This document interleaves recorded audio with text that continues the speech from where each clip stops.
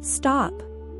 If you are watching this at 3 a.m. because you just stumbled back from the bathroom, I need you to pay attention right now. You probably think your bladder is the size of a peanut. You might even be blaming your prostate, or your age, or that glass of water you had before bed. But what if I told you that your bladder is completely innocent? What if the real reason you're waking up isn't a plumbing issue at all, but a chemical war happening deep inside your body that you can stop in less than 24 hours? Most people get up once, maybe twice a night. They accept it as normal aging. But let me show you what that one trip to the bathroom is actually doing to your body. It's not the pee that's the problem. It's the destruction of your sleep architecture. When you wake up, even if you fall right back asleep, your cortisol spikes. That single spike destroys your metabolism, stops you from losing weight, and literally shrinks your brain's ability to detox. By the end of this video, you will have a checklist to fix this, and you will sleep through the entire night. Let's go. To truly fix this, you have to understand the stakes. Why am I so passionate about this? Because I lived with brain fog for years, and I had no idea my midnight bathroom trips were the cause. Let's look at the science of what happens when you interrupt your sleep, even for 5 minutes, to go to the bathroom. Point number 1, the cortisol catastrophe. Sleep is supposed to lower your cortisol. It's your recovery time. When you wake up to pee, your brain perceives it as stress. It releases cortisol to wake you up. Now you have a stress hormone flooding your system at 2 a.m.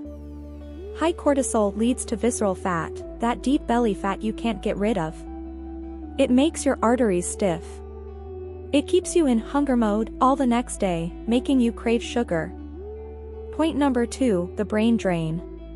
While you sleep, your brain runs a cleaning cycle. It's called the glymphatic system.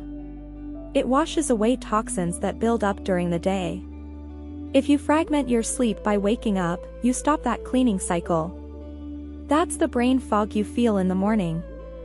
That's the lack of focus.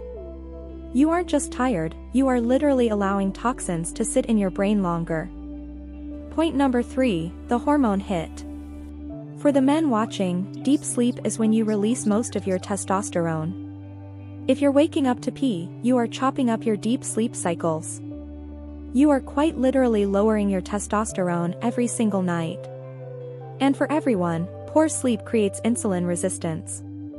That means you're pre-diabetic. So, we aren't just fixing your sleep to be comfortable, we are fixing it to save your life. Let's move on to the real culprit. Here is the $1 million secret. There is a hormone in your body called Anti-Diuretic Hormone, or ADH. Think of it as the bouncer at a club. During the day, the bouncer lets people, water, go to the bathroom. But at night, ADH tells your kidneys, slow down. Filter, but hold on to the fluid. We don't want to wake the boss. If this hormone is working correctly, you make less urine at night. You sleep 7 to 8 hours. But if something disrupts ADH, the dam breaks. Your kidneys start dumping fluid, and you have to run to the bathroom. So, the question isn't, why is my bladder small? The question is, why isn't my ADH hormone working? And the answer lies in 4 major disruptors. We are going to tackle them right now. Disruptor number 1, the salt and potassium imbalance. If you eat too much salt and not enough potassium, your kidneys scream. They have to dilute that salt. The only way to dilute it? Pull water from your blood to flush it out. You are creating your own internal flood. The fix? You need potassium. Avocados are the king here. A big salad with leafy greens. You need to balance that sodium so your kidneys can relax and listen to the ADH hormone. Disruptor number 2, high blood sugar. Water follows sugar. If you have high blood sugar, especially if you're diabetic or pre-diabetic, your body is desperate to get that sticky sugar out of your blood. It pushes it into the kidneys. The sugar acts like a magnet, dragging massive amounts of water with it. If you eat carbs or sugar at night, you are filling your bladder with a fire hose. We will talk about how to stop this later, but recognize this: if you are thirsty all the time and peeing all night, it's sugar. We just talked about the internal chemistry. Now, let's look at the table next to you. Most people are sabotaging themselves with what they consume 3 hours before bed without even knowing it. Let's go through the hit list. Number 1, alcohol. If you want to destroy your ADH hormone instantly, drink alcohol. Alcohol is a direct inhibitor of ADH. It shuts the bouncer down completely. That's why you pee so much when you drink. It's not the liquid, it's the alcohol paralyzing your hormone. If you stop drinking 3 hours before bed, you will see a massive change. Number 2, caffeine and stimulants. Caffeine is a diuretic. It forces the kidneys to dump water even if you don't need to. If you are drinking coffee at 4 p.m. or even 2 p.m. if you're sensitive, it can linger. And don't forget chocolate. It has theobromine, another stimulant that irritates the bladder and acts as a diuretic. Number 3, excess protein at dinner. This one surprises people. Protein is healthy, right? But when you digest protein, one of the byproducts is urea.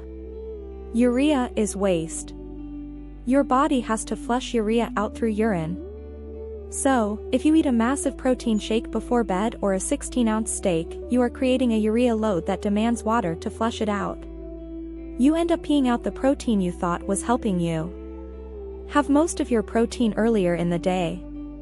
Bonus sign, fluid retention. Before you go to bed, press your thumb into your shin bone. If it leaves a dent, you are retaining fluid.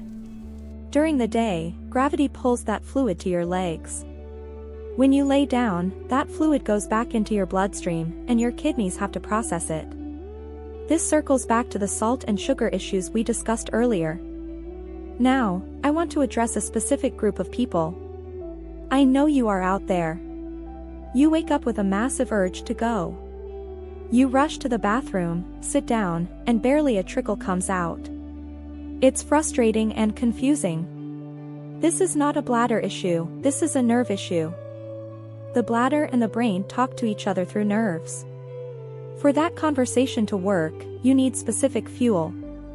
That fuel is vitamin B1 and magnesium. B1 is critical for the nerves that control the sphincter and the bladder muscle. If you are deficient, the nerve signals become frantic or weak. Here is the trick. Standard vitamins don't always work for this. You need a therapeutic dose. If you take B1, you might need to multiply the dosage on the bottle by 4 to get a medicinal effect. But, and this is a big but, B1 needs magnesium to work. They are a team. If you take B1 without magnesium, it doesn't activate properly. Look for magnesium glycinate, as it's gentle on the stomach and absorbs well. If you have that gotta go but nothing happens feeling, try this combination for a few days and watch what happens. These nutrients help reset the nervous system so that the bladder stays calm and the ADH hormone can do its job without interference. Alright, we have covered the why. Now it is time for the how. This is the Roco diet protocol for sleeping through the night. This is not complicated, but it requires discipline for about 48 hours until your body resets. Write these down. Step 1, the 3-hour cutoff. No fluids 3 hours before bed. If you go to bed at 10 p.m., stop drinking at 7 p.m.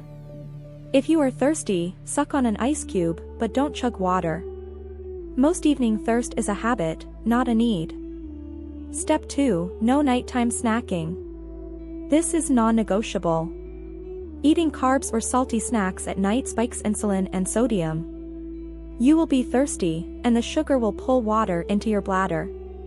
If you must eat something, make it a tiny bit of fat, like a teaspoon of coconut oil or a small piece of cheese, but ideally, nothing. Step 3, front-load your protein and potassium. Eat your largest protein meal at lunch. For dinner, have a big salad, for potassium, and a smaller portion of protein. Have an avocado earlier in the day. Take your electrolyte potassium in the morning, not at night. Step 4, caffeine before noon. If you are sensitive, stop caffeine by 10 a.m. If you aren't as sensitive, stop by 2 p.m. at the absolute latest. Switch to herbal teas like chamomile in the evening. Step 5. Therapeutic supplements. For the first week, consider a high-quality B complex with extra B1, and take magnesium glycinate about an hour before bed. This supports the nerve and hormone connection. If you follow these 5 steps, you are going to reclaim your nights. But I know some of you have a deeper issue, and that is insulin resistance. If you are pre-diabetic, this waking up to pee will continue until you fix the root fuel source. Look, high blood sugar is the jet fuel for nighttime urination. It overrides everything. We touched on it, but it deserves its own deep dive.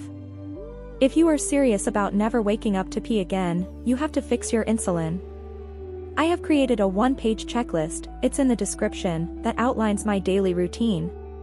Print it out. Put it on your fridge. It took me years to figure this out, and I want you to have it for free. I promise you, this works. I lived with brain fog and fatigue for years. Applying these principles changed my life. Now, I want you to come back to this video in 3 days and comment below. Tell me, Adil, I slept through the night. Because you will. Click the video on the screen right now to finish the job and fix that insulin resistance. I'll see you there.